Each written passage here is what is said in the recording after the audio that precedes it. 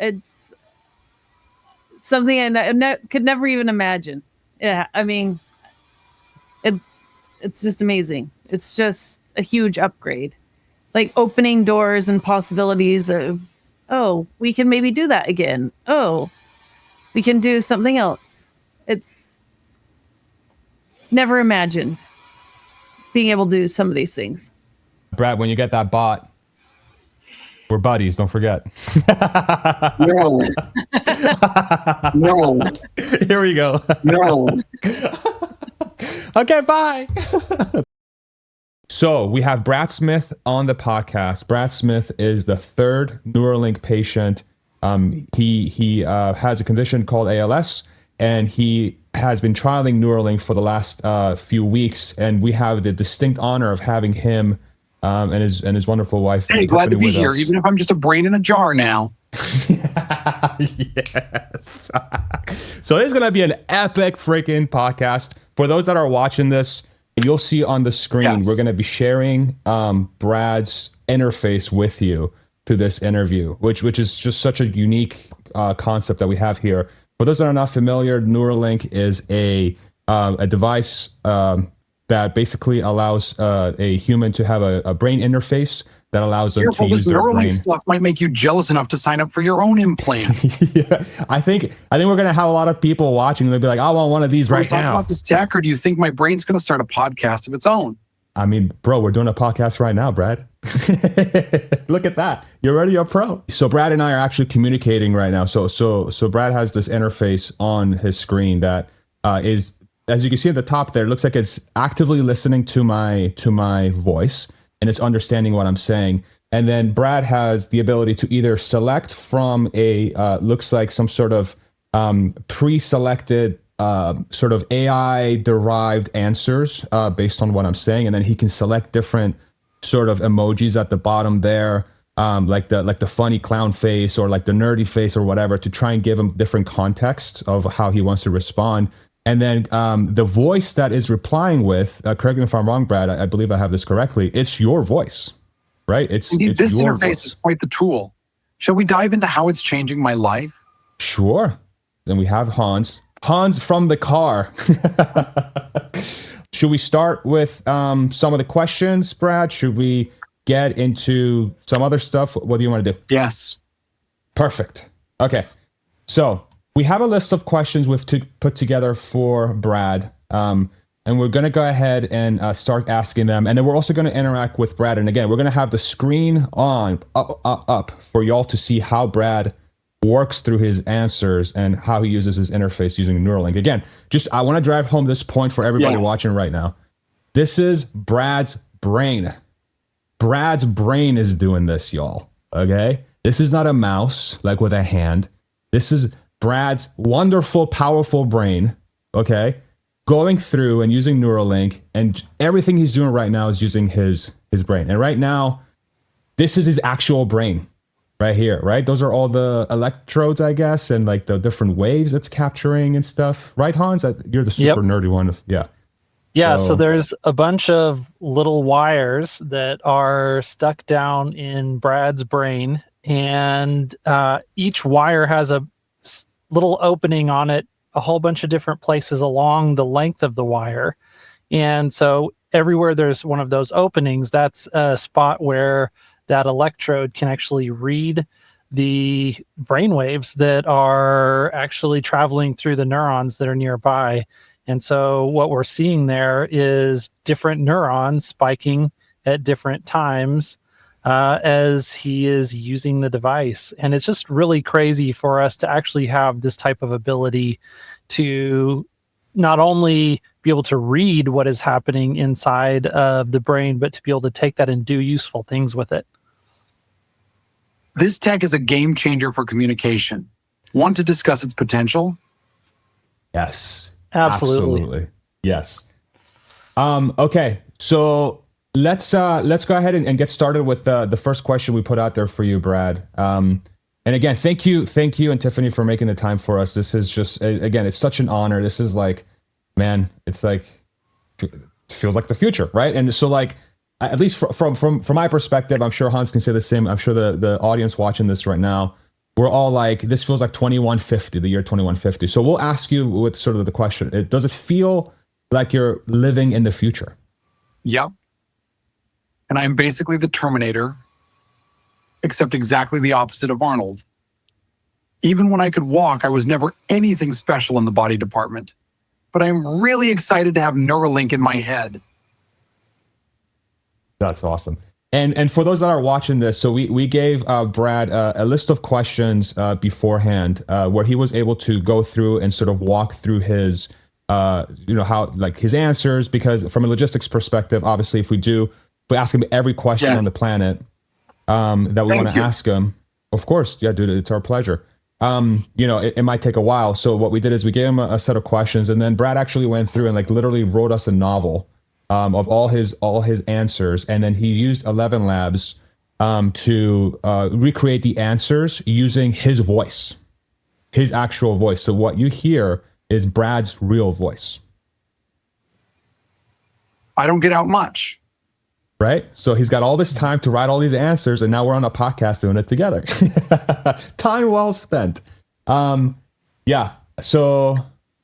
you do feel like living in I mean, it's like, for me, if I ask you that question, it's like, yes.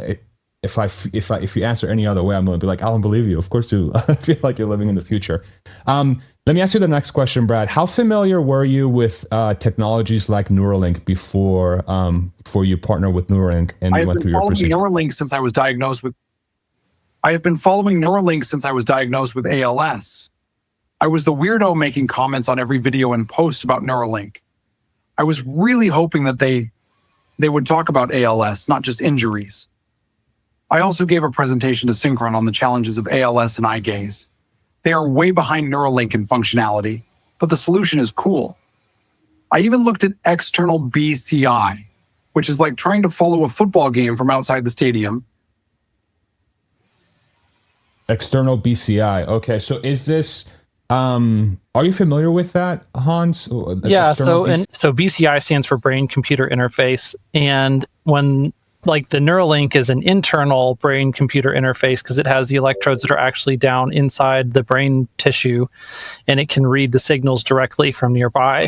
There are some technologies that allow you to try and either through imaging see blood flow inside the brain, or through radio signals would try to read what the brain is doing.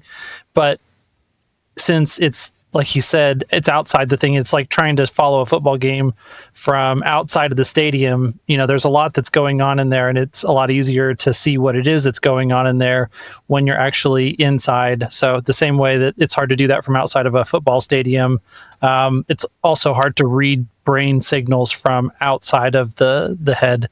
And so, that's one of the big challenges and one of the big breakthroughs of something like Neuralink. And Neuralink's not the first BCI to actually allow that internal stuff. It's something called a Utah array that's like 100, I think, electrodes roughly, that they, they're like almost like nails. And so they would hammer this thing into the brain, and it would basically stab you 100 times. And then they could get a little bit of information about what's going on in the brain just right at the tips of those 100 nails, essentially. That's intense.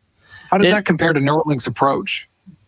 So on Neuralink, they have, so I'm not sure how many threads do you have, Brad? Let me look up your answer to that question. I think 64.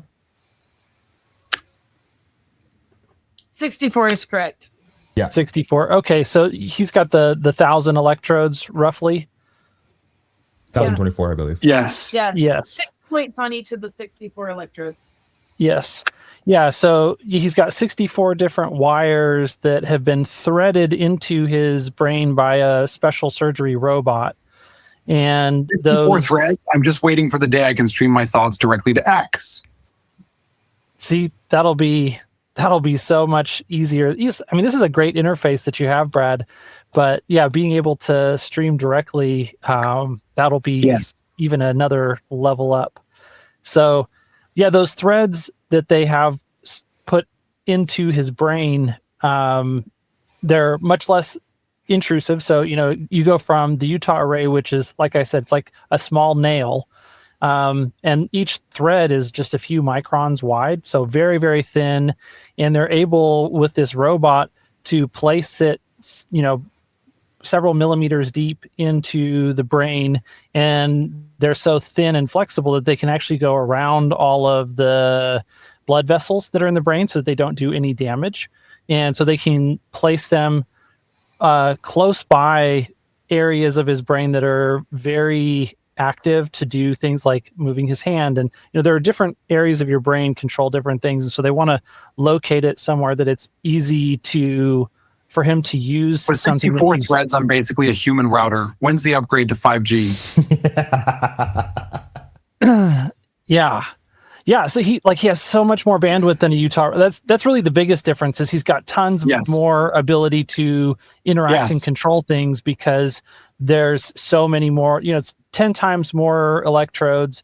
And they're not only are there more electrodes, but they're closer to different things that he's trying to do. And so it just makes his ability to control everything way, way, way, way higher than something like a Utah array.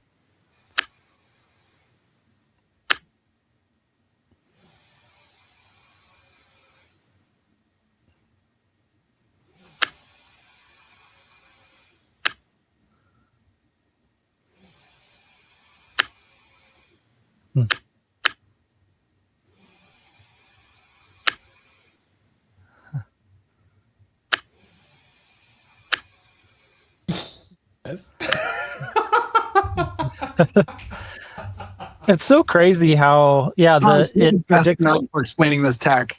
Yes. I have been a nerd about this stuff for a long time. And again, like, this is like to drive home the point for the audience here. So, like, if you really think about this, it's and Brad, I mean, truly is a hero for this. He has ALS. He before Neuralink, his ability to interface like this with people, like, say on a podcast right now. So we have a podcast. Out of brain tech for years, Hans. You guys are best friends. I can only imagine. Yes. And so the fact that Brad is able to, and I'm basically a cyborg now. Should I start calling you my tech support? Basically. Although I think you've got a pretty good team there with Neuralink. Yes. That's so awesome. Let's go back to some of the questions Farzad. Yeah, for sure. Of course. And it's just, but again, like, I can't get over how mind blowing this is that we're having a back and forth conversation with Brad right now. It's like the audience needs to understand that this is a live conversation with Brad using Neuralink. The technology is it's just incredible. Thank you to the sponsor of this podcast, Rebellionaire. Rebellionaire is an investment and finance firm that gets Tesla investors. We know a lot of you are Tesla investors and you watch this channel to learn more about the company, learn more about Elon Musk and what he's doing. But Rebellionaire is unique because they're not just like any other firm where they might be hesitant to bring on people like yourself that might have an outsized Tesla position or are huge believers in one story like Tesla. Usually you'll get the cold shoulder from these guys, but Rebellionaire is different. They understand and they work for you to really succeed with the plan you have while having an outsized Tesla position. They do very unique research around the company. They do cross-country FSD trips. They have very innovative ways of tracking things like the energy sector of the company. They're just very unique in their approach and understand investors that would be interested in companies like Tesla. And one of the reasons why they understand investors like you is because they are investors like you. Matt Smith and Bradford Ferguson are retail shareholders of Tesla themselves. And so not only are they registered financial advisors, but they also understand this specific type of retail investor strategy very well. Plus, as registered financial advisors, they understand the more complicated strategies that a lot of times are a little bit more difficult for retail investors to understand. Great strategies around offering covered calls or trimming and adding Tesla positions to help you really maximize your long-term value from your outsized Tesla position. And so if that's something that's interesting to you, go out and check them out at rebellionaire.com/Farzad, rebellionaire.com/Farzad. And that way they'll know that we sent you. Now back to the podcast. What was the process like to reach out and get approved? It was a combination of luck, location, and self-promotion. Neuralink has a patient portal for interested people that opened a few years ago, and I jumped on it. I was following closely. It was a huge win that had happened in Arizona near where I live. I got an email in early 2024 from a Neuralink representative, and I started a campaign of shameless self-promotion. I really wanted this. I had to do a bunch of tests and scans. 3 hours in an MRI is no joke. I also had to do a bunch of psychological tests to make sure I was not suicidal. They also had to set a baseline to make sure I did not lose intelligence or ability. It turns out that I was one of the first people to apply on the patient registry. So they had read about me for years. I think I was chosen because I was local to the hospital, and I was technical with computers. I could not be patient 2 because I am on a ventilator. They had to wait until the FDA report on patient 2, but I had the distinct impression that I was the front runner for patient 3. The hospital even asked me if hypothetically I would be available in the first week of November. They received FDA approval in late October 2024, and I was in surgery 2 weeks later. Wow. So it was like you said, sort of a combination of luck, the right fit, but once they got that FDA approval, they had you in there like that. Within 2 weeks, they were able to give you Neuralink. Yes. So you've been testing this since late November-ish. Is that fair to say? Yes. Yeah. So December, January, February, March, April. So this is month 7 of having Neuralink. Now, the one thing we'll lose by sharing the tab, Brad, on your end is that we won't be able to see the rest of your screen. We'll just see the audio responses. So maybe what we'll do is we'll ask you the questions, and then we can always on the post, on post editing, we will go in and move stuff around as needed, just so because we have the tab open. So we'll go through that, and then maybe we'll do some follow-ups with the chat. Maybe we'll get to learn more about your interface, if that works with you. What do you think? Yes. Perfect. Let's do the next question. So what are the biggest differences you've experienced before and after Neuralink, both positive and negative? I can't really think of anything negative about the experience. Maybe the 3 hours in the MRI was pretty negative. On the positive side, I am already tired of eye gaze. It is so much better to not worry about lighting changes. I left Phoenix for the first time since early 2020. I can talk outside and in the bumpy bus. I finally have a decent computer to use. So there are many things that I love about Neuralink. That's awesome. Yeah, so the lighting changes is one that it's hard to describe, I guess, because so maybe Hans or Brad, whichever wants to take this one. The lighting changes is more about like the actual disrupting the interface and being able to communicate with whatever you're trying to communicate. Is that correct? Yeah, my understanding, Brad, from what I've watched of the different interviews that you've done so far, is that the eye gaze computer needs to be in a very dark space in order to be able to, because it bounces light directly off the back of your retinas, and in order to see exactly where your eyes are pointing. Yes. And so that's very difficult to do outside, which means you've basically been trapped in a dark room inside of your house for the last 4 years, basically, or maybe even longer. And one of the reasons that it's hard to go out, not only because it's hard to use the computer when he's out, but if he needs help, this is his only mode of communication. And so if he needs to go to the bathroom, if he needs to do anything and get some assistance, he can't actually ask for that assistance or let anyone know what's going on when he's out and about with eye gaze. And so with the Neuralink, since it doesn't necessarily end up being confined to only working in a dark space, he can go outside, he can still communicate. And he can always, let his wife or his family know what is going on and what he needs at any point in time. Got it. So he's not directly dependent on his surroundings and its conditions. He can communicate in any condition, with any sort of external condition, as long as he has the ability of hooking up to his computer and being able to use that as the interface. Exactly. Got it. So And now he's able to use a Mac. The computer that worked with the eye gaze was a much less high quality Windows machine. Yes. So he was trapped into an ecosystem with eye gaze, and eye gaze had a shit computer, basically. Yes. Wow. Well, and I think another thing about eye gaze that we don't think about is if his head's moving or the machine itself is moving, then the tracking is off. So if as one of the kids is sitting on his lap, or they're, trying to get his attention and holding onto his arm or touching him, it moves him or the eye gaze, and then it's lost its calibration. Got it. And then how long does it take to fix that calibration then if it gets off? Well, if we're moving in the wheelchair and there's a motion happening, then it doesn't work. Yep. Or it just takes a minute or two to recalibrate. But if but you have to stop, and be still. Yeah, he doesn't move very much. It's other people moving him. They're holding onto his chair, shaking it because they're so excited to tell him something and he can't respond.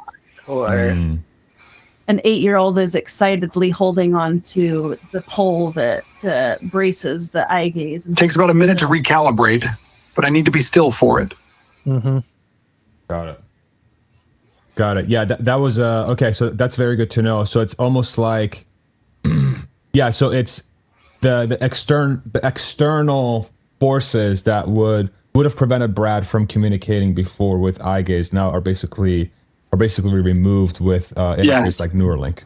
Okay. Yep. So now he can communicate with his family much faster, much more in depth, and in any environment.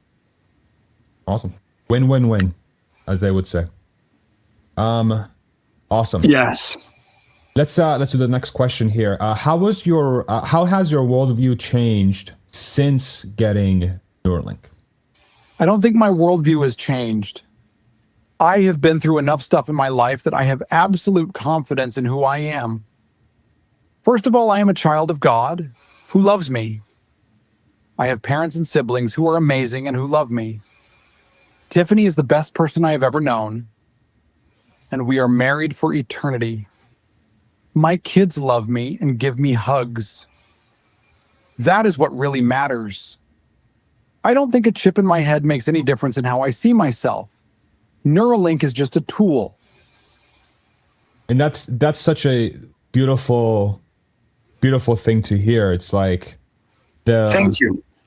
Yeah, no, thank you, Brad, for sharing that. It's like these technological improvements we're seeing, and not even just like Neuralink, but really anything out there that's helping people communicate or helping people move around. I think a lot of us, like if I'm going to speak from myself, like when I, let's say 20, 30, 40 years ago, before these technologies were available, like Brad and I think it would have been impossible for any of us to have a back and forth conversation. And to sort of hear this kind of answer from somebody that would have been impossible for me to speak to, like, Brad, y'all, we're all the same. Like, we're all people. we're all people. We're all humans. It doesn't really matter what sort of challenges we might be facing, however severe or however incapacitated we may be from a physical perspective or whatever. We're still people. The soul is in there. Like, we still have absolutely. We're all children of God facing trials together with faith. I love it, man. It's such a beautiful thing to hear. Hans, did you have any commentary there? Yeah, I just, I can't imagine being trapped inside of my body and having the limitations that you have, Brad, to be able to communicate with people. And while I do have a relationship with the Lord as well, it's hard for me to know how I would respond in a situation like that. So it is a beautiful testimony and example that you have been able to hang on to your faith through something that's this difficult. And I'm sure there are lots of times when you've been frustrated in your relationship with the Lord. But My testimony in the commend you. Lord's plan helps me endure with hope. Exactly. It's awesome, man. I think, Hans and I talk about this often. He's you both are much more closer to faith, closer to God from your perspective. I'm going through my own journey. I've grew up sort of agnostic and still going through my journey, but I'm always so deeply moved by people like you, Brad, and sort of listening to Hans and listening how connected y'all are to God and your higher power, and sort of how it motivates you and inspires you. It's always such a beautiful thing to hear. We each have unique paths, but the Savior's love binds us as we grow closer to Him. I love it, man. And it's just it's always very inspiring. It's like it gives me goosebumps every time. And it's like, even for me, like somebody who's not particularly religious, it's just I feel the love and I feel the connectedness to the universe and Thank you. The bigness. So and I know it's very personal for y'all to share stuff like this, and it's just, it's an honor to hear y'all share it. Truly, it's very moving. Oh, okay. Oh man, ever since having a kid, my testosterone is like at 0, so I want to cry like freaking everything. Okay, let me see if I can pull myself together here. Okay, let's do the next question. What is the biggest thing you didn't think was possible that now is with Neuralink? I finally traveled out of Arizona. I was basically stuck in my house before Neuralink. We got a shuttle bus because it was cheaper than a wheelchair van, and outfitted with Starlink. And we drove to Utah last week. It was great to see family and friends who we have not seen since Christmas 2019. That would have been impossible with eye gaze because it is really sensitive to position and light. But Neuralink is not sensitive to a bumpy bus. It was great. We might just take more road trips. Maybe we can do an Elon trip to Fremont and Austin. Dude, come on down to Austin next month. We'll get into the Robotaxi. Let's do it.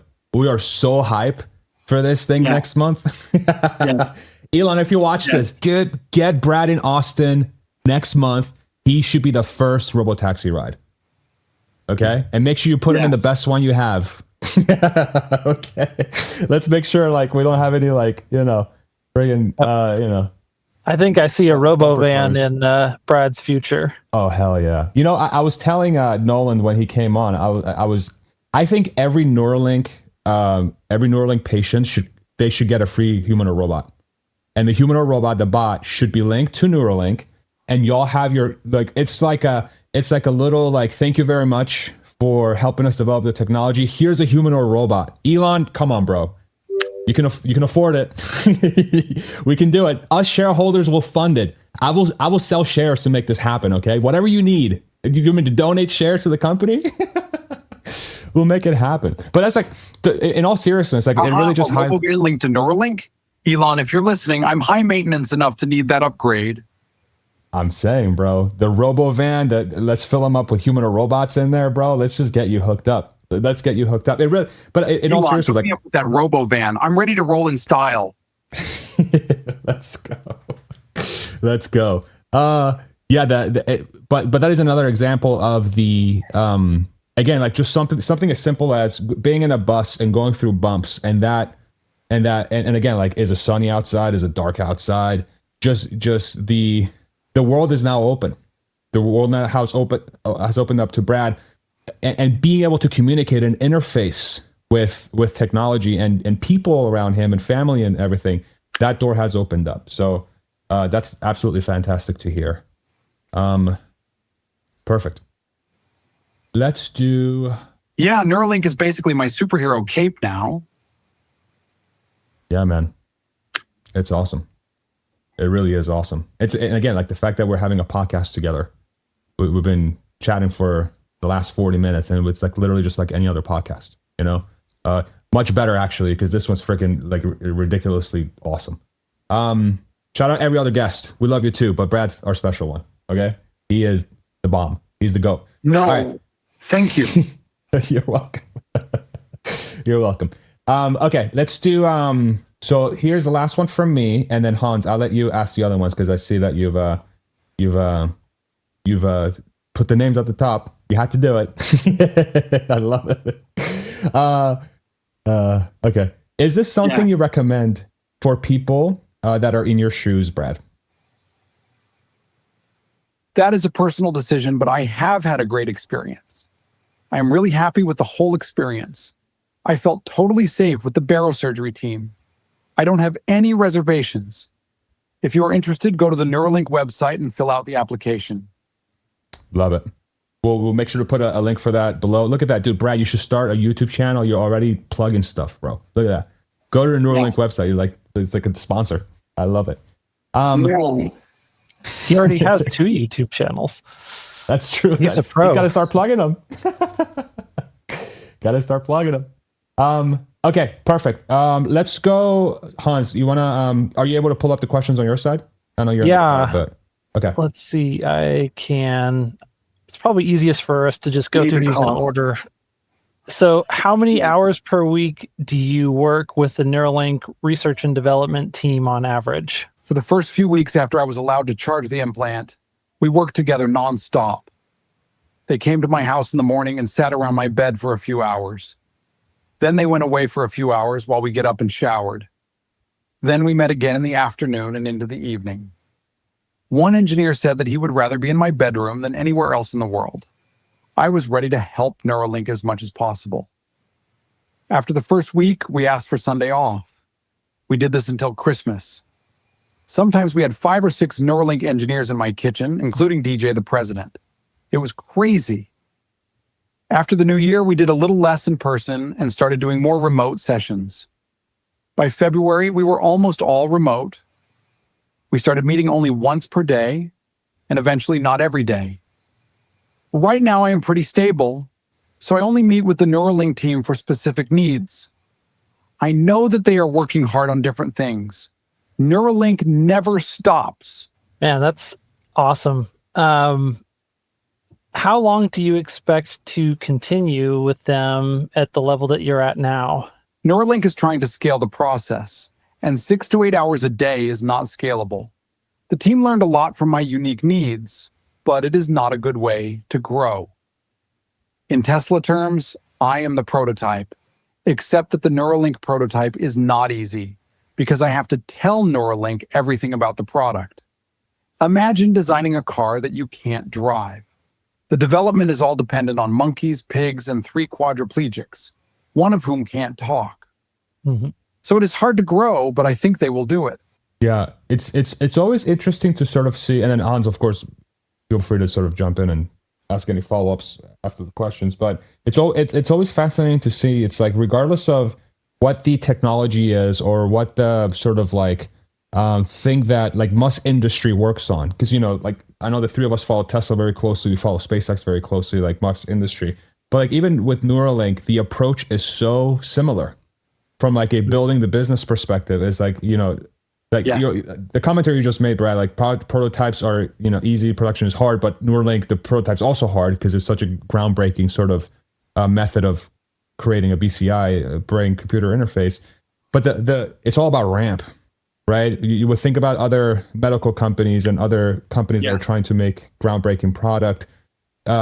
This tech sort of startup culture that is employed in Musk industry also applies to, it seems like Neuralink is like, how can we get this thing to get to a point where we can, instead of doing one every couple months or one every 4 months, we want to get to one a month, and then one a week, then one a day, then one an hour, then one a minute, right?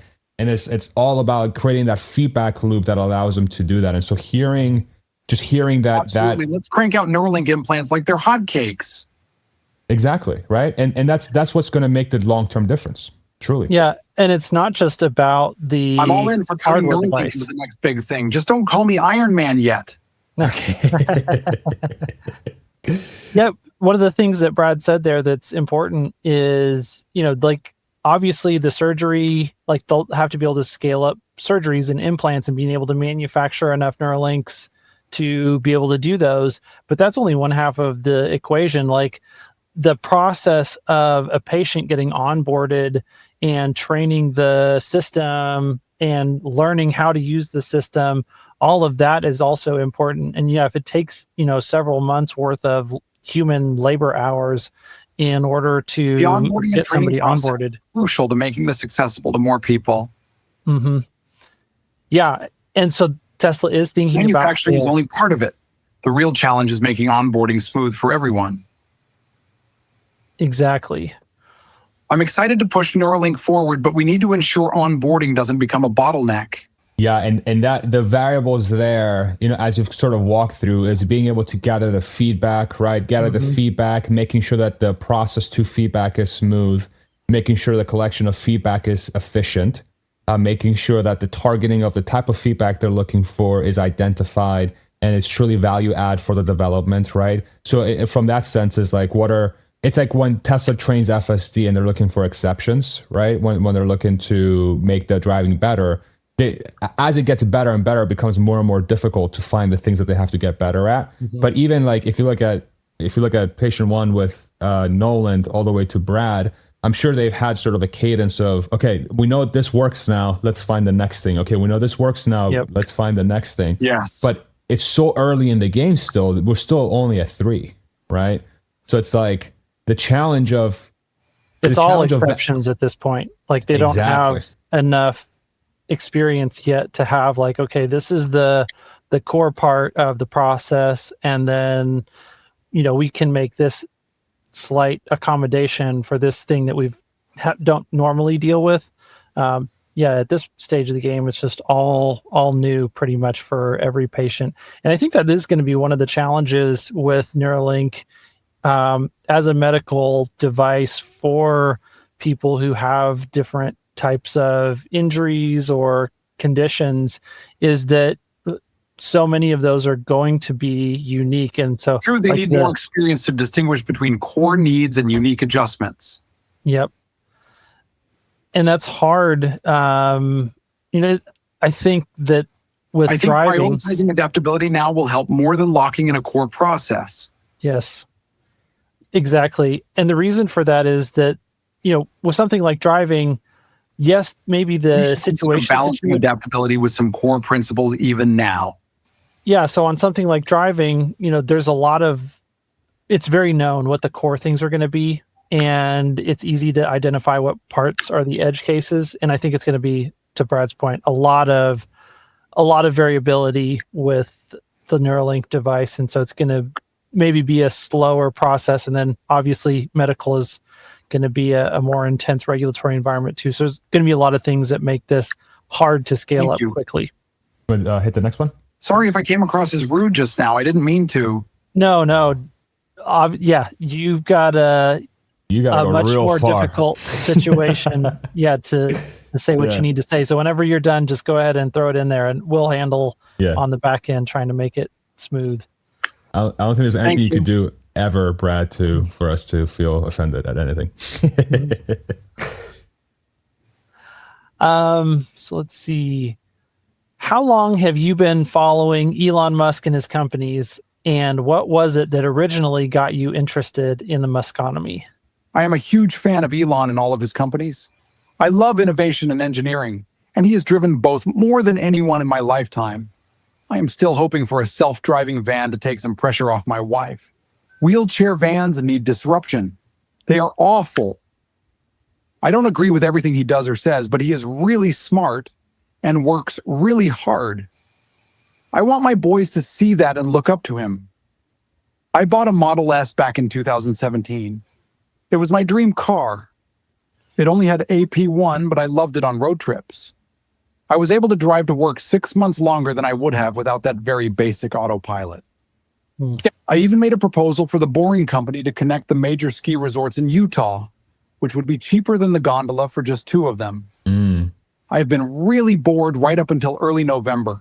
Yeah, and I think as we're tracking the self-driving release with Tesla here in the next month, the one thing that I keep being reminded of is like the game-changing nature of self-driving vehicles and the amount of freedom that opens up for the entire family, the entire support structure around people that would benefit from that, right? So yeah, that means that if Brad had access to a self-driving van or a self-driving car or whatever, that means Brad can, travel theoretically on his own if he has, enough of a technological tool set around him for him to do that. But then on the other side is like Tiffany and other support systems around Brad and anyone else who have, a member that would need that kind of help. Their time is freed up as well. They don't have to drive anymore, right? So it's like what other, it's almost like you're opening up so much value add to the support system by quote unquote automating away some of these core functions that might make it difficult for make it more difficult. Game changer, allowing more freedom for both me and those who assist me. Exactly. So it's just such a huge, and then so doing that at scale affordably is the real game changer, right? Because if a self-driving this technology truly enhances independence for everyone involved. Exactly. It has to be in the millions of units at a low cost so that those that can actually take advantage of it, right? Because it doesn't even have to be somebody that's, let's say, has a condition that might prevent them from moving around, but it's just like elderly care, just like people in their later stages of life, like or kids, right? People that just can't drive, regardless if it's age, medical condition, or whatever. Yes. That TAM, that total addressable market, is ginormous. It's so big, and it would benefit so tremendously from affordable transportation that's autonomous. Yeah, and I love his point about the Boring Company being able to do the ski resorts. I hadn't really ever run the numbers on it like that to see how it's cost competitive. And the more that they can get out there and put boring tunnels in places, I think the faster that technology will progress. And I think right now the big hang up is still mostly permitting, which is crazy, but hopefully that will start to come down here in the near future. Thank you. So in your great episode with Ryan on the Neuropod, you mentioned that you had started several random companies while you were using your eye gaze device, which is super impressive, Brad. And you did all that before you received your Neuralink. You've also said that these companies provide work for other people, but you haven't really made any significant amount of money off of them yet. How do you think that your Neuralink implant will change the way that you're able to be involved in these companies once you have the time to get re-engaged with them again? The biggest problem with ALS is boredom. I am a doer. My sister has collected funny signs from our travels around the world. She always wanted to make t-shirts out of them, so I did it with Amazon. I found a designer in Bangladesh to help. It doesn't make money, but he sure loves the work. And I made a box for mason jars and sell them on masonjarbox.com. I found a local box manufacturer that makes the parts. For assembly, we use a nonprofit that gives jobs to people with disabilities. After fees and shipping and competition, there is not much profit. Even with Neuralink, I don't think I can do a real job. Not to say that you and Farzad don't do a real job. It would be more work for Tiffany than me. I'm not able to do a real productive job. We'll have good news for you, Brad. We don't have a real job. This is not a job.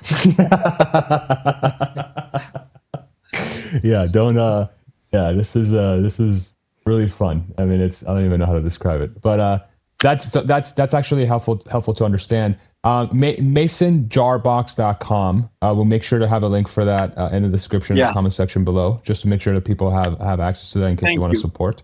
Yeah, our pleasure. But no, thank you for sharing that. All right, back to Elon-related questions. What Elon project are you the most excited about besides Neuralink, and why? Obviously, Tesla and SpaceX are the most exciting, but I don't think the Boring Company gets enough attention.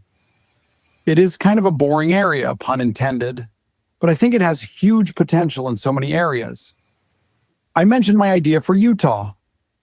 6 different ski resorts are really close to each other on the map, but an hour or more apart by road, especially in the winter. You could connect Park City, Deer Valley, Alto, Snowbird, Solitude, and Brighton easily through the mountain with tunnels. Yep.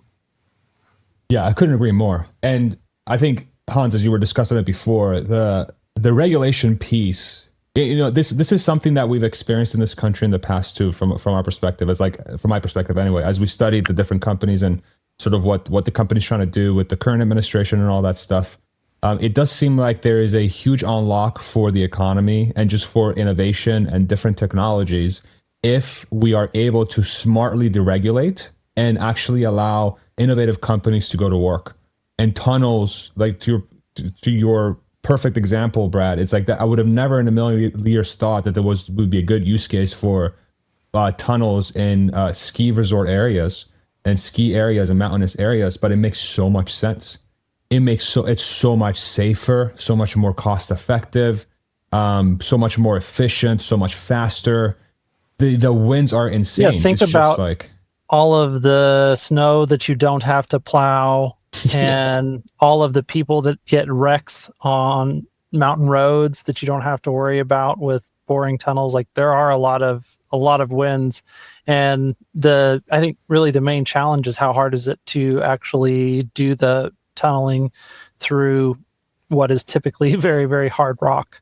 But that's a challenge that has been solved. Totally. Tunnels in ski areas are genius. Safer and faster, no doubt. Yep. Yeah, and then for people that don't understand, when you're trying to travel from this valley on a mountain over to the valley that literally would be, a 5-minute helicopter ride, you might have to travel all the way out of that valley, go around, and then come back up. And so it can be an hour, 2 hours worth of driving. Exactly. Tunnels could turn a treacherous mountain trek into a quick joy ride. Absolutely. It makes a ton of sense. Honestly, tunnels are the only way I'd survive a ski trip without becoming a human snowball. Same. I have a story about freaking skiing, and if there were tunnels available for me to go up and down the mountain in case I can't snowboard anymore, I would have taken that. my only time in the mountain was me trying to learn how to snowboard, and I kept falling on my ass. Like literally, I would stand up. This is my first time ever snowboarding on a mountain. Like first time on a mountain. From turning into a Yeti on those icy slopes. Dude, literally, like I could not keep my balance, and I would stand up for 1 second, fall over, stand up for 1 second, fall over. And I'm like, you know what, screw it. I just walked the rest of it. It took me like 2.5 hours to come down the mountain, and there was all these kids, just children going on their skis, and I'm feeling like such a loser. I'm all for tunnels. Beats becoming the next viral ski fail video. Yeah, dude, I'm gonna be famous. Yeah, you're probably in one of those videos, Farzad. I'm sure I am. Thank you. Yeah. But it's, I think deregulation and allowing things like tunnels to really proliferate, that would be a huge win for all of us. And then you couple that with self-driving cars. Mm-hmm. If you make the tunnel wide enough and you're able to just have transportation access and you use tunnels are the future. Let's just hope they don't turn into giant snow globes. Mm-hmm. Yeah. So, yeah. Great points. I'm sold on tunnels as long as they don't double as an ice rink. Yeah, that would be not good. Just a little bit of regulation there to make sure that doesn't happen. Yeah. The All In podcast with Doug Burgum this last week, he was talking as the Secretary of the Interior about a lot of the different things that we need to deregulate. And I'm not sure if tunnel permitting is handled. I would assume it's handled mostly at the state and city level. So maybe not something that the Department of the Interior has a lot of direct control over. But it would be great to hear them provide some sort of a national framework for tunneling, especially I think eventually that we will have tunnels that do connect city to city and state to state, in which case they could actually start to be regulated under the Interstate Commerce Acts at the federal level. And that might be something that could really accelerate our ability to install these and build them out. But really, I think once we have one big major city, whether it's Austin, whether it's Las Vegas, just really go full out on having boring tunnels, and it solves a lot of the congestion issues, then I think that you'll see a lot of the other cities around the country get on board and it kind of be a snowball. The economic forcing function's too big. Yep. That is my dream interview. Mm-hmm. Let's get them. How well have you gotten to know Noland and any of the other Neuralink patients? I have texted with both Noland and Alex. I reached out to Noland when I was chosen as P3. He was so kind and generous with his time. He did a FaceTime with my family and his mom, Mia. They were awesome. I text with Alex, even playing a little prank on the Neuralink team. It is a fun little club. Mm-hmm. I feel like you three are like the most exclusive club on the planet. Y'all probably are like have your own little like conversations in my head. I'm like, oh, these guys are connected. You know, like they're connected. Yes. Yeah. They probably will be at some point, and that'll be crazy when you can just mind meld your thoughts between you and Nolan and Alex. And if they each get a human or robot. Maybe I should recall my idea. I'm kidding. These three are gonna take over the world. Oh no! Yes. Yeah. Damn, the plan. He told us he was the Terminator. He did. You know what? He led with that. He led with it. I love it. Yeah. All right. Next question. In what ways is ALS similar to Nolan's quadriplegia, and in what ways is it different?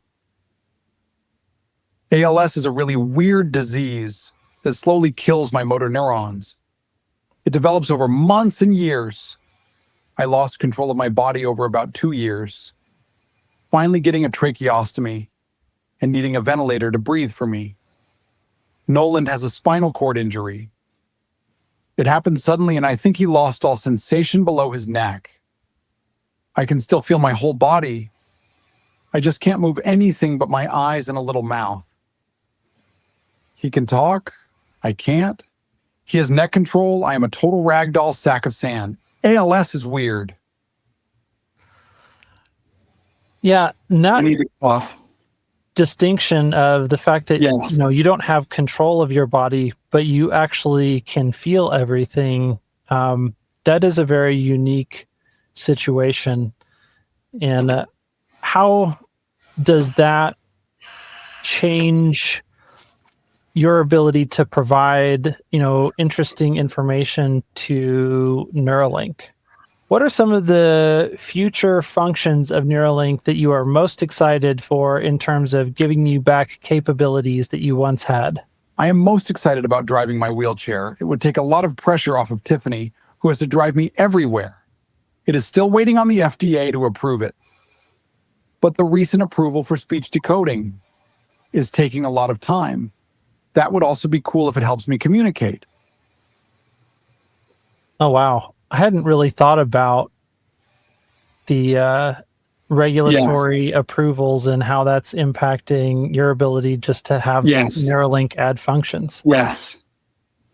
So is this like a safety step to make sure that the connection between the physical object and the Neuralink are able to communicate properly? Otherwise, like if there's a glitch or something like you want to prevent any sort of accidents, I guess, is the idea here. I guess if I'm thinking about it from that perspective. Yeah.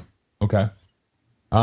Is there a timeline? Do you know what kind of timeline there is for something like that to be approved? Is it generally months, years? I'm not sure on the exact timeline, but these approvals can take months to years depending on the testing and safety data. Yeah. Yeah, makes sense. That would be such a, I think that again opens up this sort of thing that I believe we talked about, Nolan, about this too, is like when you I'm think trying about, to stay patient, but man, I can't wait to drive myself again. Yeah. Yeah. I can only imagine. And I can imagine how frustrating that would be when you know Until that then, I'm like stuck the being high technology maintenance is there. Tiffany. Yeah. But you're literally just waiting on paperwork, essentially. I mean, I know it's more than paperwork, but to the extent that it is just paperwork, that's extra frustrating. Yeah. I'm just dreaming of the day I can zoom around without being Tiffany's personal cargo. Can't wait to roll solo again. Being Tiffany's VIP passenger is getting old fast. I'm sure Tiffany loves it. You know, I'm sure it's a yeah. Yes. That would be so cool. It would be so cool to have a capability like that. It's like, you're very welcome. The thing that I keep trying to like drive on for the audience is, if you think about and Elon talks about this all the time, obviously, but the interaction we usually have with a physical object like a wheelchair or a car or whatever, it's just our brain communicating with that physical vehicle by using our hands or our feet or whatever. But those same exact signals that are being sent for the brain can be interpreted or converted into motion by that physical object if it knows how to read what you're trying to tell it.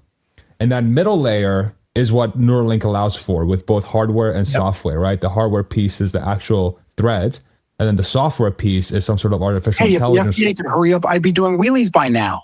That's what I'm saying, right? And then we'll put that shit on YouTube and you'll have 1 trillion views, like, you know, first Neuralink wheelie. Yeah. You know? So, but it's like literally the science is, this is what's mind-blowing about this. I mean, no pun intended. The science and the technology exists now. It's just getting those things together to work, right? And then the regulator saying, okay, cool, go for it. And then before we know it, Brad's going to be on YouTube doing wheelies. I'm ready to be my own chauffeur if the red tape ever clears. Yeah. Yeah. And again, like we're talking about the tunnels, you know, we think hopefully this deregulation push with the current administration really starts getting into these types of areas. Here's the FDA, speed it up. I've got places to be. What I'm saying. You and I both, brother. I really think the benefits for at large for the country to see just actual sci-fi stuff being achieved is going to send such a positive message to the population that says, yo, like, look at how awesome the future looks. Like, we can do this now. We can do this. I bet you to take the wheel. Literally, FDA, don't make me beg. If someone from the FDA is watching this, Brad's telling you right now, get to work. Let's go. That contract, approve it. Whatever that is you're working on, just put the check mark, give it to Brad. Thank you. You're welcome. Whatever I can do. Go for it, Hans. All right. Next question. Have there been any discussions of giving you the ability to directly control some sort of a robotic device, whether that's like an arm or an exoskeleton that could help you walk or move, or perhaps even an Optimus robot? And not with me. I know that Alex is doing the robot arm. I would love an Optimus to help my wife. But I don't think that is happening soon. Do we need to cut out the robot arm piece? Is that public knowledge?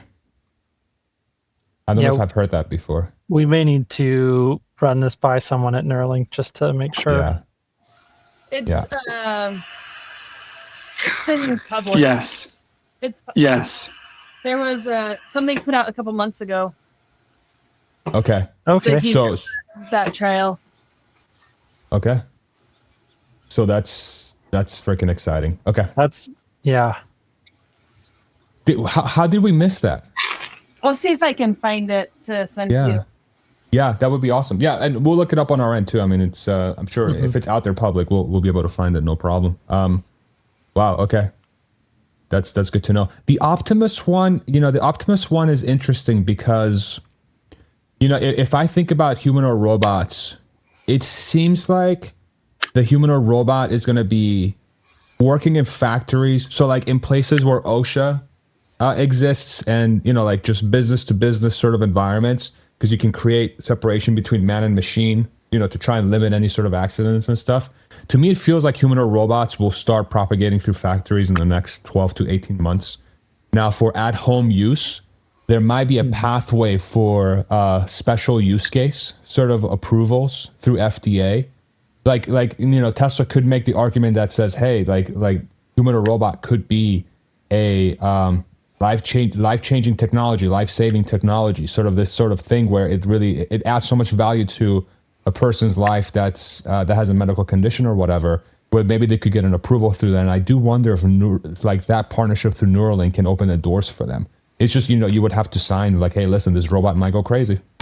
Like Brad might, seek it on us and and it's over, But I do wonder if the pathway for that will happen before public. I want, because the value add from having a human or robot is so gigantic, it's insane.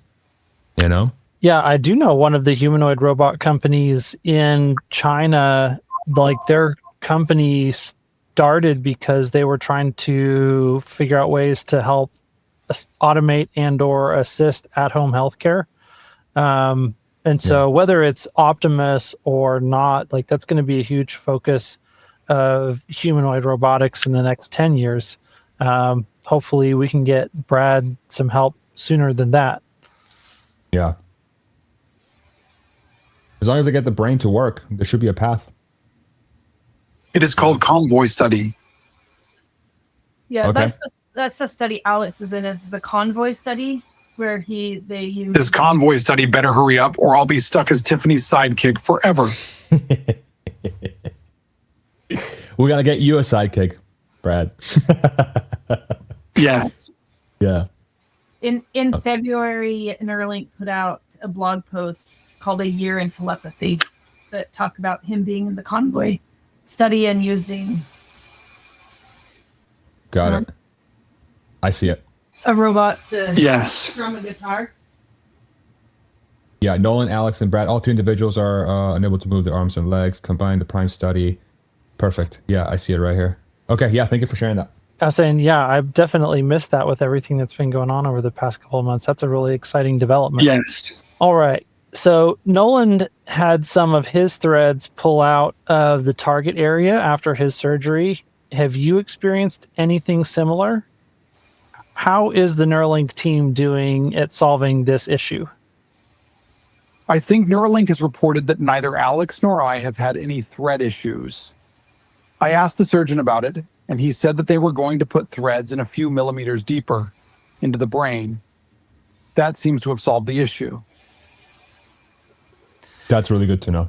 Yep. And I know that one of the things that they thought might have been a contributing factor is that when neurosurgeons do surgery on the brain, they can control the amount of CO2 that's actually in the brain tissue to either expand or contract Yes. the brain. And a lot of times they actually reduce the amount of CO2 so that it'll contract, so they have a little bit more room to work. And that's like standard procedure. And I think that's what they did with Nolan. And they think that that probably contributed to the threads then pulling back after they closed him up.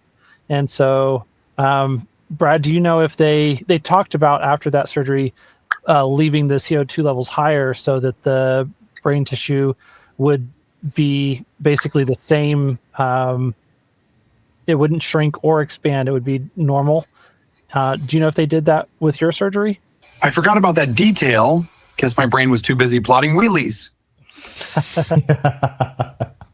It's all good. We got Grok. We can ask Grok. Yep. Yeah. Yes. One thing that that you I just thought about this No. Yes. on the FDA question.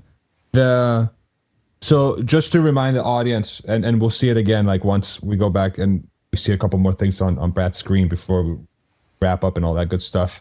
So Brad communicates by typing out thoughts, by selecting answers that are intelligently curated based on what's being discussed. But the one thing you also mentioned on the FDA thing was, correct me if I'm wrong, Brad, but like the actual transmission of what you're thinking are words into being able to communicate. Did I interpret that correctly? I just want to make sure I go back to that. So you don't really have to type out your words. Speech. Yeah, decoding speech. So like effectively, Brad is thinking about what to say, and it just says it, right? Am I interpreting that correctly? No. Okay, we can look it up. We can look it up on our end, and then we can edit this out. It's all okay. Go for it, Hans. I think we already actually answered this question I'd asked about whether or not he has the same number of threads and electrodes as Nolan, and the answer to that was yes. So then the next question, has there been any progress in typing on a keyboard directly instead of using the cursor to click on the keyboard? The standard QWERTY keyboard is designed for two hands and to alternate sides, so it is inherently inefficient. We are thinking about different ways to get words to appear on the screen in the desired order. The keyboard is probably not the right tool for that in the long run, but the path from here is unclear. I think the recent approval for speech decoding is part of that work. Many people believe I just think words and they magically appear on the screen. I tell them to watch the video. I can just move the cursor and click. I ask Neuralink to make typing faster, but I am really asking them to make input faster. I know the standard keyboard really well, so this virtual keyboard works for now. And I don't want to learn a new layout and ask Neuralink to change the keyboard for just a marginal speed increase. So this input question is at the top of many minds, including mine.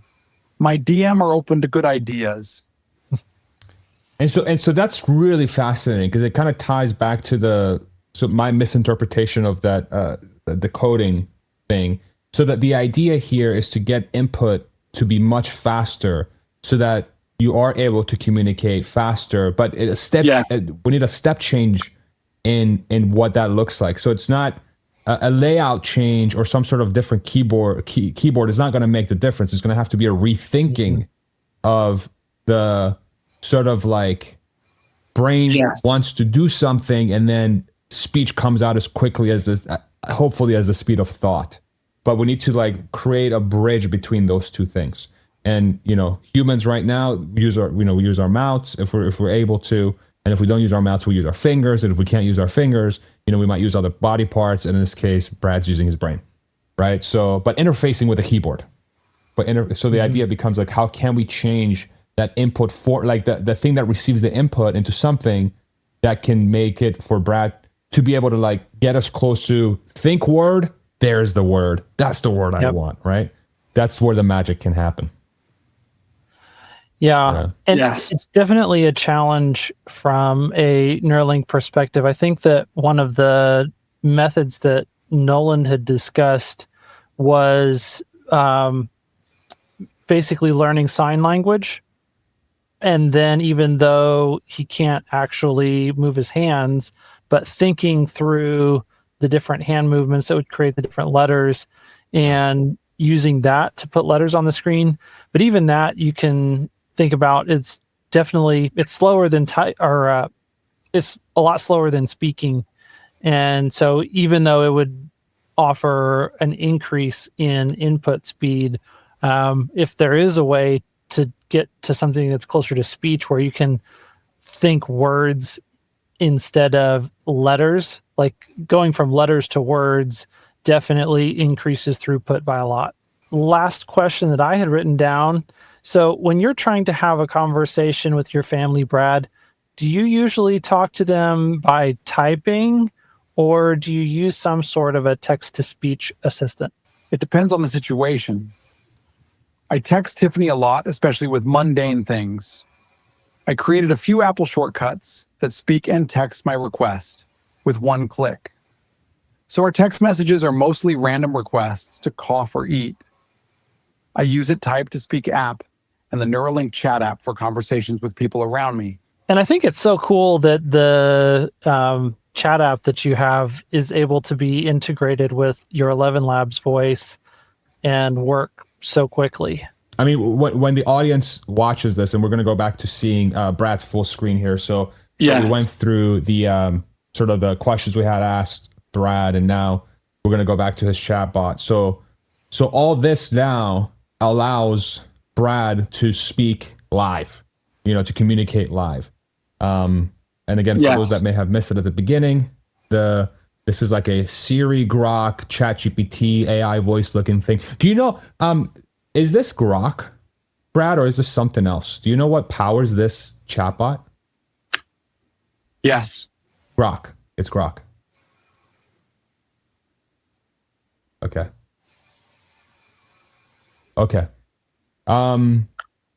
Yes. So XAI, Neuralink are chilling now. They're having a good time, which is super fun. And as I'm going through here, you can see that Brad is using his pointer. He's controlling it with his brain, Neuralink. So he's kind of thinking about where this is like a very loose, like non-technical way of describing this. So for all the nerds out there, please don't kill me, okay? So Brad is thinking about where he wants the pointer to go. And then the pointer, then, he thinks about clicking, he thinks about whatever. And then he interfaces with the computer, and then the computer generates the response or the action that Brad wants it to do. And then, so the idea here becomes to make Brad's life as easy as possible.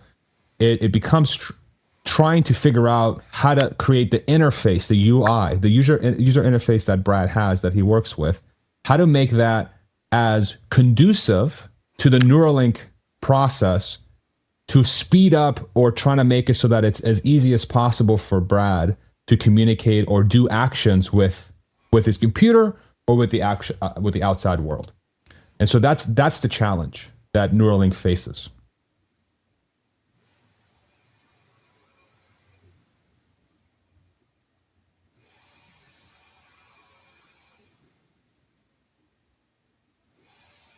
We just got the Grok system up and running, though it's still a work in progress.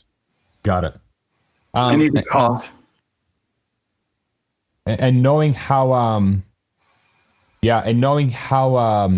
fast XAI works and knowing how fast Tesla works, I'm guessing the improvements here are going to be quick. How long ago did you get this update, this capability, Brad?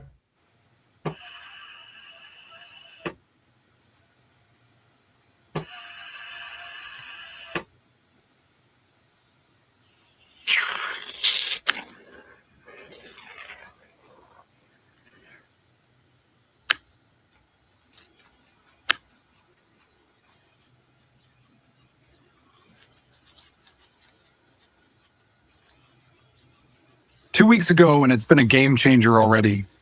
Got it. So had it for 2 weeks, and if you don't mind, one more time, Brad, can you click on that emoji thing with you can see the different modes and stuff? Yeah. And so for each one of those modes, right? So you got the clown face, which I'm guessing is sort of like trolling, right? You got the angry face, which is angry, the smiley face, happy face, the rain. What's the rain? Is that like a melancholy? Got it. Like somber, more somber. Got it.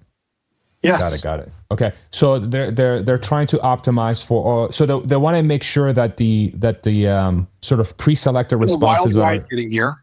Wish I could have shared this sooner, dude. Yeah, I mean it's really so cool that we get to see this, honestly, because this is like a very, very, very unique insight into some extremely cutting edge technology. Yes. Like there's literally one person right now that's able to do this, like on the screen. Well, I mean, there's three of you technically, but like your situation is so specific and unique. Still getting the hang of this tech, but hey, at least I'm not accidentally ordering pizza with my thoughts. Not yet. Never say never, Brad. Yeah, going back to our input conversation, this is, that rain emoji is when I'm feeling drippy, figuratively, of course, not literally. At the drip. Oh yeah.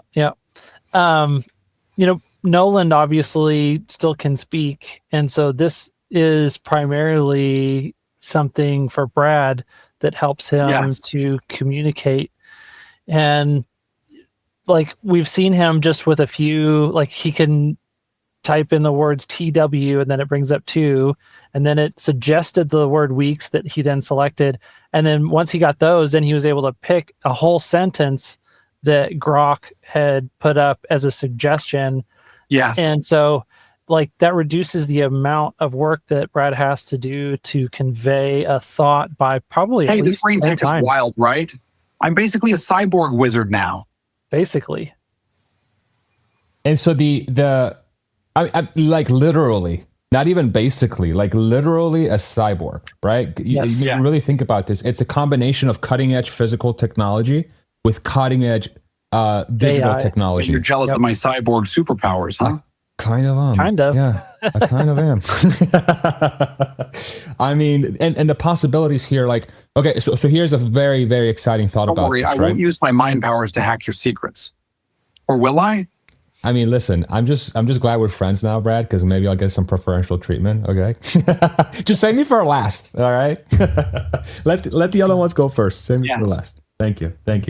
So here's the super fun part of this whole thing, right? As the AI gets smarter, and as the ability to interpret what Brad is thinking and how he's thinking about it, as that gets more accurate and better, then the melding of those two things theoretically should improve the usability of this interface dramatically in the coming months as these capabilities get smarter and better.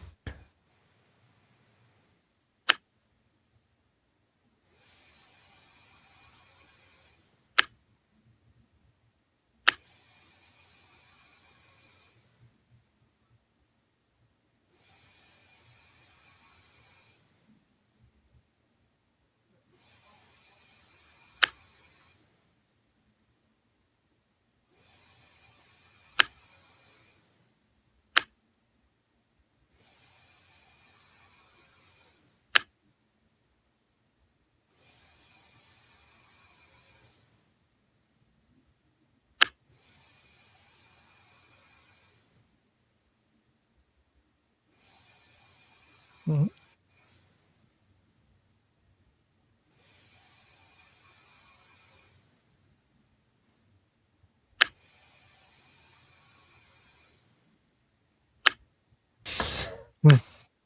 You want to watch everyone else die? You know, honestly, waiting for that sentence to be written out. Yes. Rock didn't want to suggest that one too dark. Yeah. Brad's like, come on, bro. Okay, XAI team, make it darker. Let's go. Let's get some real humor out here. My God. Oh my goodness. The another thing I want to highlight here. So on your pointer, Brad, I can see that. So you have the dot, right? And then you have the circle outside it. And it looks like as you're thinking through the action of actually clicking or selecting, I can see the circle gets closer to the point, right? And so from my perspective, what that looks like, it's like, that's your visual cue that says like, hey, you are activating the action for clicking. And as it goes from the big circle to the small circle, then that's how you know you're completing the action, right? And that's very, very helpful to see. So here for the people seeing on the screen, Brad just pulled up the different emojis and what each of them entail. So the happy face is I'm feeling happy. Use a super cheerful, bright, or warm tone in your responses. So this is the standard tone of the responses the AI will generate based on what's being discussed that the computer can pick up. The rain is I'm feeling sad. The angry face is I'm feeling angry, irritated, upset, annoyed. The clown is I'm feeling silly. Use a sarcastic, joking, or witty tone in your responses. I feel like you probably spent a lot of time in that one, Brad. So far, getting to know you a little bit, that might be your favorite one. But I might be incorrect, but I have a feeling I'm not. Then you have the glasses, which is I'm feeling professional, so using a formal tone. Yes. Yeah, see, I nailed it. And then the heart one is I'm feeling religious. Use a tone talking about the Church of Jesus Christ of Latter-day Saints and doctrine relevant to the conversation. So that's awesome, right? So, and I'm guessing these are personal to you, right? You selected the ones that you wanted to come up, right? Yes. So for each person, and I can tell like the last one, the heart one, the I'm feeling religious one, of course, we talked about your faith a little bit. It's like, that's very unique to you. That's very unique to you and your relationship with God and your faith. So it's very fascinating to see that even with this technology, with Neuralink, you would think that these cutting edge technologies are going to be very static and very boxed in, but you're getting customizability. Actually, you're getting a fair bit of amount of customizability because the responses you're getting on this chat is very much tailored to what's being discussed, right? So that's fascinating to see how customizable it is. Like it is kind of a sandbox. Yeah, it's like this tech is reading my mind. Literally, how creepy is that? Pretty freaking awesome. Especially when you think about the fact that it is using his voice, and so it has to have all of those tones, but those tones have to actually match what his voice was. So I don't know if they were able to do that through, training on audio when he was speaking in those different tones, or if that's just part of 11 Labs' ability to insert that tone in there. No. I think they use audio files of your voice from before, right? Yeah, if I remember correctly. Yeah. Yes. So is your voice in this window, is this an 11 Labs trained voice, or is this a Grok trained voice? Yes. It's an 11 Labs one. Yes. Got it. So there is a partnership that with 11 Labs and XAI and Neuralink is in some way, they've come together and they figured out how to make this work. The API. Aha. It is the API, and I'm basically a walking sci-fi novel now. Pretty soon I'll be debugging code with a single thought. That's awesome. So the API, the 11 Labs API, for those that are not familiar, so 11 Labs is a AI voice generator. They have a bunch of different voices.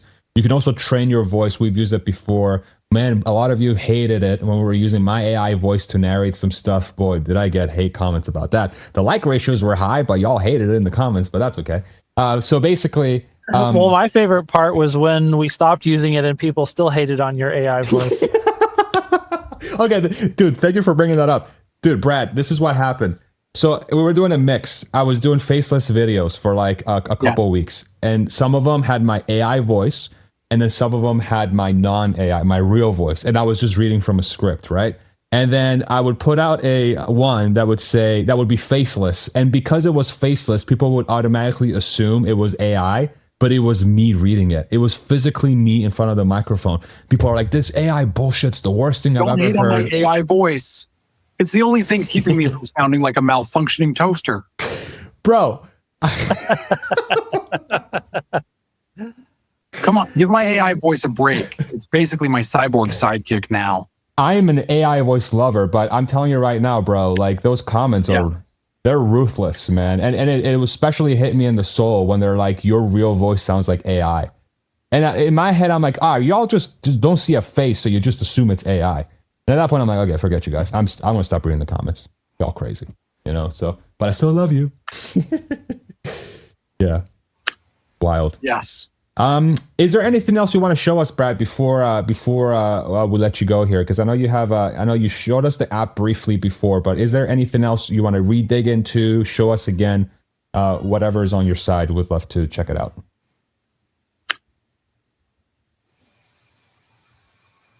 Okay. Got it. So this looks like baby. a soundboard. Yeah, baby. So this reminds me of do you remember okay, back in the day, we used to be there was this chat interface called Ventrilo for gamers, and they would have these videos of people like going into people's servers. It's like kind of like Discord. It was kind of like this, but like old school. And then people would use these chat rooms for gaming, trying to communicate when they're gaming and stuff like that.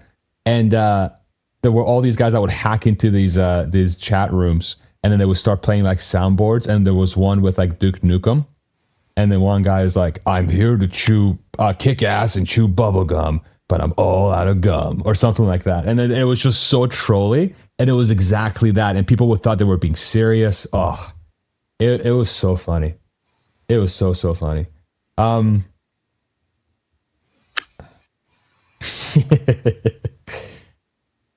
Brad, you're in the right room, my friend. I am just a dork with a brain implant, pretending to be a cool cyborg. How's that for a plot twist?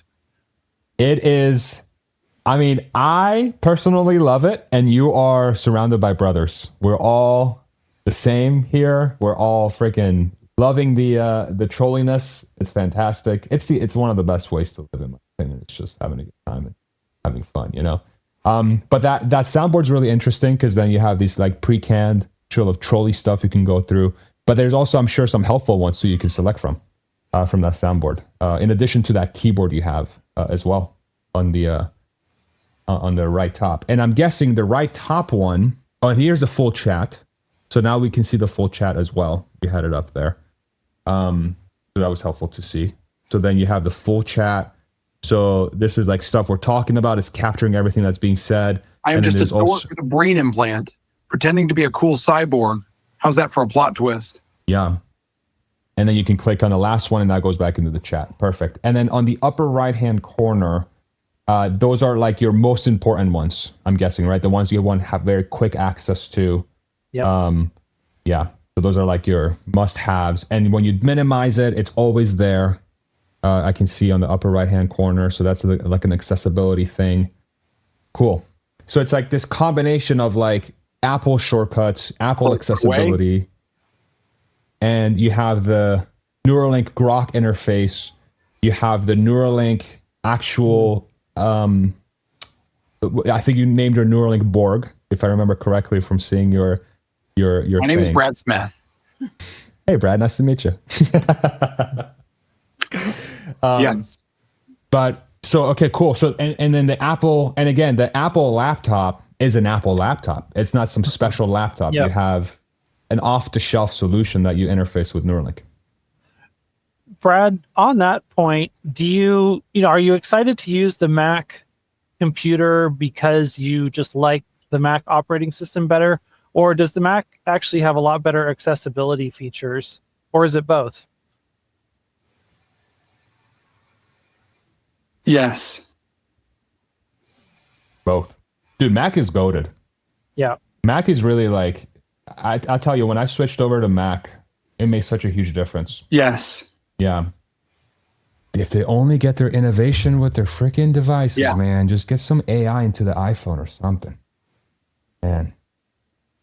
But the computers are amazing.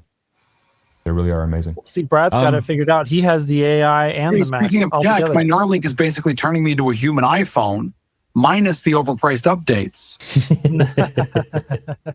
Dude, the iPhone has been the same for like 4 years. I think it's been longer than that. Been longer than that. Yeah. Awesome. And then what else would you like to show, Brad? Anything else you'd like to show us before we wrap the sucker up? Sure. Tiffany? Yeah. Yeah. If we're happy to showcase her as much as you would like to. Yeah. As long as much as Tiffany. Tiffany! Yay! There she is. Hello. I don't know what is there anything we're missing that you guys have questions on you wanted to see him do? From the interface perspective, I think we've gotten a really, really good rundown of everything. We got all the questions and answers. It's been fantastic. But do you mind maybe answering a couple questions, Tiffany? Not at all. Okay. How has this? I mean, just high level for the audience. Like, what is this like, man? Like, this must be such a trip. It's something I could never even imagine. Yeah, I mean, it's just amazing. But I mean, we go through technology like the eye gaze, and it's like, oh, good, you can speak, and all of these different things, and it's just a huge upgrade, like opening doors and possibilities of, oh, we can maybe do that again. Oh, we can do something else. It's never imagined being able to do some of these things.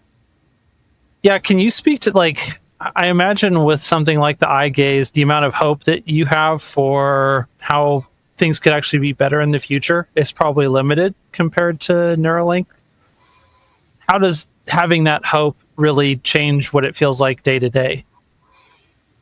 So I guess with ALS, there's like the progression is like everything is going downhill. Like there's no looking up for anything. And so now, I mean, we've been inside and not doing and going about and doing stuff that we normally would when you have 3 young kids going to the park, going exploring, going on a drive and stopping at the park because there's something really cool that we see. And, that's just, it's something we would have done before ALS, but since ALS, it's not something we even consider. And so like our eyes are open to different possibilities that we've just put off. That it's like, oh yeah, that's not us anymore. And all of a sudden it's like, oh wait, that can be us now. Man, that's incredible to hear. What have you noticed any sort of like pace of improvement with Brad's capabilities from a Neuralink perspective? Like, are they coming in fast? Are they coming in slow? Kind of talk about like, does he get a new power quicker than you realized, or does it feel like I would just love to kind of pick your brain on that, like the kind of improvements that might allow Brad to experience from the technology. So I feel like, I guess our big thing, he wanted to communicate. We've been in a relationship before ALS and he had 90% of the communication. And I was super happy with that. I'm happy to be the quiet one in the corner that doesn't say anything. And since ALS, it's like, I have to tell all the stories. I have to be the voice. And it's like, now he can have some of that back. He's really good at that. He is a fantastic storyteller. He has, all the good comebacks. I have a good comeback here. They're pretty sharp, but it's like once in a long while. So I like to be silent until I can get those good ones in. But now he can, like, his personality can shine through again. Like he's his brain, he's all there. And I think that's like with ALS, it's like the brain is still it's there. If people they're thinking, they just can't get it out. And so him being able to get that out is pretty awesome. So, and that's so fascinating to hear too. It's like the person you've known, it hasn't gone anywhere. It's just now it's like it's shining through now. Like you're able to see it and hear it and feel it. That's more loudly than you could have otherwise. Oh yeah, 100%. Like before, it was like, oh, I can see that slight upturn of his lip. Tell me what you're thinking. You have a really good comeback in there. I know it. What is it? And it's like just too much work to get out. It's like, I missed out on that. He had a really snarky response.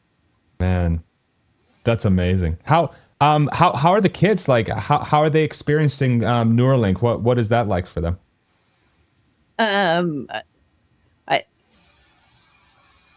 It's been an amazing experience, like for them, like from a mom's point of view, they got to see in all of these engineers doing this amazing work.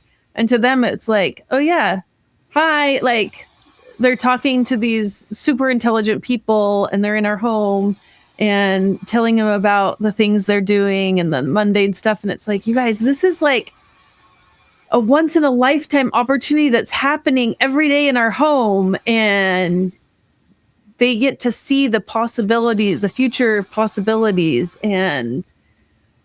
But like the knowledge that's just been instilled in them just from being around it is amazing. And I see them explaining things to their friends and other adults that just don't understand. And they have this understanding and like this open mind to understand new and different things. And they're open to things that other people might think were impossible because they've seen the impossible happen. Wow. So it really, one of the things about this like technology that I think sometimes gets missed, and it's sort of like it gets dismissed, or I don't know, like it's hard to wrap your head around, but it's the hope factor of it. You sort of read about, right? The hope factor and sort of the positive energy and the positive force that technologies like Neuralink, and this is not exclusive to Neuralink, right? This is just about technology in making lives better. Oftentimes it's, you might read the story and it says how much more hopeful it's made the family, how huge of a difference it's made for them. But it's very real. I mean, it's a very real thing that it makes a fundamental difference and a fundamental impact to the family fabric, right? Once these technologies, exist and they're able to be used. would you feel like that's a accurate framing of the technology? Just hopeful. Oh yeah, for sure. Like, so Brad was saying we just recently went to Utah. My sister got married, and when she told us she was getting married, it's like, and she picked a date. She picked the date of her wedding based on flights from the airport closest to me, that they had a flight to her city and back the same day, with the hopes that I could possibly find somebody to sit with Brad for the 12 hours so I could go up to the wedding. And it was like, I don't know if I can leave him for 12 hours. And, I haven't trained anybody how to do all that stuff. And yeah, Brad was quick to, well, let's figure out how to get up there. And it's like, that wouldn't have ever come to my head of, oh, let's try and travel a 12-hour drive to go to a family event. That was past my outlook. But the kids were so excited. It's like, you guys get to go see Grandma and Grandpa's house again. Like, you haven't been there. It's been 6 years since you've been there. Do you even remember? Have you been in their house before?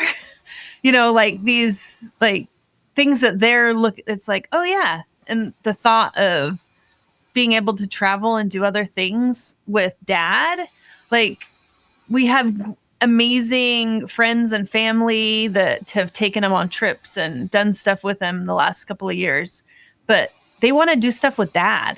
And that's kind of fun to have them think of that as a possibility again. I love it, man.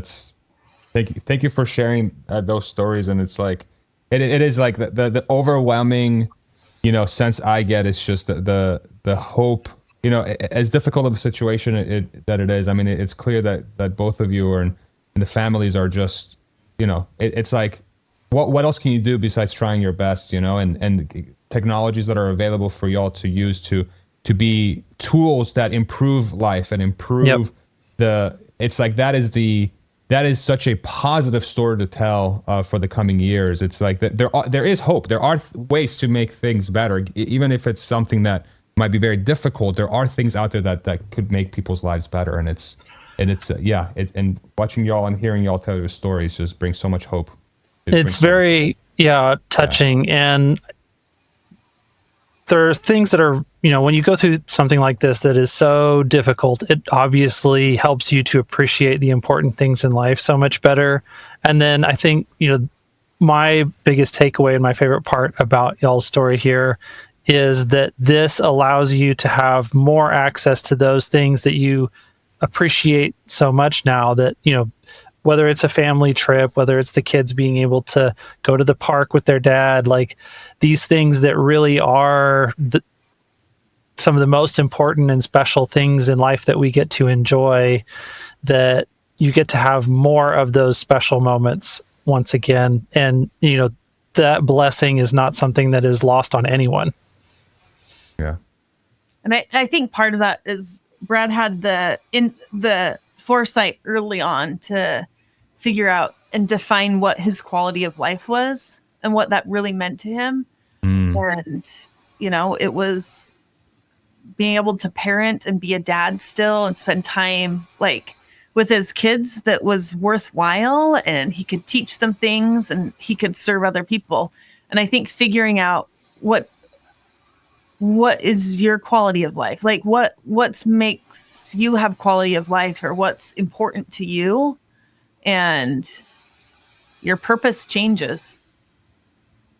What you're doing things, why you're doing things, and it changes your happiness scale too. Like what things actually make you happy, and what things are you spending your time on? Wow, man. Thank you both so much, honestly, for the time you've given us and the time you've given the audience. Before we wrap up, I really want to make sure I give this a shout out. I asked Brad before we went live, if there's anything that he would like us to draw attention to, and he shared a link with us. This is the ALS Family Scholarship. This is a link we'll post in the comment section and the description below. This is a ALS Family Scholarship, which is going to spouse and children of people with ALS to get education for careers. This is something that's very close to Brad and Tiffany and the family. So we'll put a link for that in the description below. We'll put a link for that in the comment section below. Make sure you go check that out. We'll also link to Brad's YouTube channels. We'll link down to the one business you shared with us earlier. The link was for the mason jar. The mason jars. Yep. Yeah, we'll make sure to put a link for that out there as well. Thank you guys so much, truly, for making the time for us. This is y'all are beautiful people, and I really, really thank you for your time. Truly, thank you so much. This was a true honor. Well, and this is very important and pioneering work. So we're excited, obviously, for the huge blessing that Neuralink is in your life and your family, but we're also excited for the impact that the work that you guys are doing with Neuralink, what that's going to mean for lots of people. Absolutely. And then, Brad, when you get that bot, we're buddies, don't forget.